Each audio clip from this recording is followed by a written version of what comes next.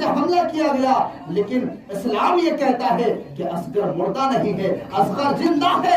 کربلا کی سرزمین پر جاؤ، مسلم بن وکیل سے جا کر پوچھو، اسلام کہتا ہے کہ وہ زندہ ہے۔ کربلا کی سرزمین پر جاؤ، چھوٹے سے چھوٹے بچے، چھوٹے سے چھوٹے، بڑے سے بڑے، ان دین کے خاطر، اسلام بچانے کے خاطر اپنے جانوں کو لٹایا، سروں کو لٹایا، خونوں کا اشک بہایا، لیکن قرآن کہتا ہے، میرا نبی فرماتا ہے، اسلام یہ کہتا ہے جس نے کربلا میں جان لٹا دی، ارے وہ مرا نہیں ہے، وہ زندہ ہے۔ قرآن یہ کہتا ہے جب امام حسین کربلا کی سرزمین پر نانا کے دین کی حفاظت کے لیے، نانا کے دین کو برقرار رکھنے کے لیے کربلا کی سرزمین پر جب کفار و مشرکین کے ساتھ جب امام حسین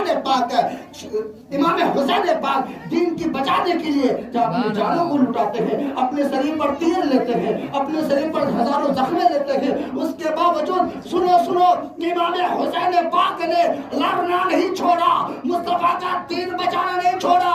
جب امام حسین پاک اپنے گردن کو کٹا دیتے ہیں تو مولا ارشاد فرماتے ہیں، وَلَا تَقُولُوا لِمَن يَقْتُلُ فِي سَبِيلِ اللَّهِ الْأَمْوَاتِ، جس نے اللہ کے خاطر اپنے جان کو لٹا دے وہ مردہ نہیں، وہ زندہ۔ سبحان اللہ۔ لیکن ہم یہ کہتے ہیں کہ روح جسم میں ہو تو وہ زندہ ہے، روح جسم سے جدا ہو جائے تو وہ مردہ ہے۔ قسم خدا کی، قرآن یہ کہتا ہے وہ زندہ نہیں ہے، وہ مردہ نہیں ہے۔ ارے جو اپنے حیات ظاہری میں رب کا فرمان کو مانا، مصطفیٰ کی اطاعت کو مانا، وہی زندہ ہے، اور جو مصطفیٰ کی پیروی کرنا چھوڑ دیا وہ زندہ ہو کر بھی وہ مردہ ہے۔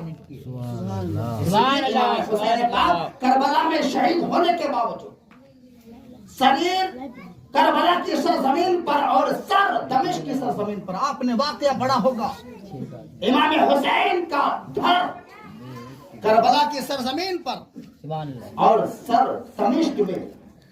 جب انسان کی جسم سے سر جدا ہو جائے تو ہم کہتے ہیں وہ مر گیا، اب وہ کچھ کر نہیں سکتا ہے، لیکن میرے رب فرماتے ہیں وَلَا تَقُولُوا لِمَن يَقْتُلُ فِي سَبِيلِ اللَّهِ الْأَمْوَاتِ، جو اللہ کی راہ میں اپنی جانوں کو لٹاتے ہیں تو وہ مرتا نہیں ہے بلکہ وہ زندہ رہتا۔ سبحان اللہ۔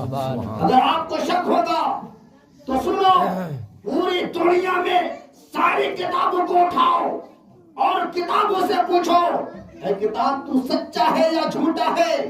تو کوئی کتاب یہ نہیں کہے گا کہ میں سچا ہوں یا جھوٹا ہوں، لیکن دنیا کی ایک واحد کتاب ہے پروردگار عالم کا جو میرے نبی پر نازل ہوا، قرآن پاک کی دوسرے صفحے میں لکھا ہوا ہے، ذالک الکتاب لا ریب فیہ، یہ وہ کتاب ہے جس میں کوئی شک ہی نہیں۔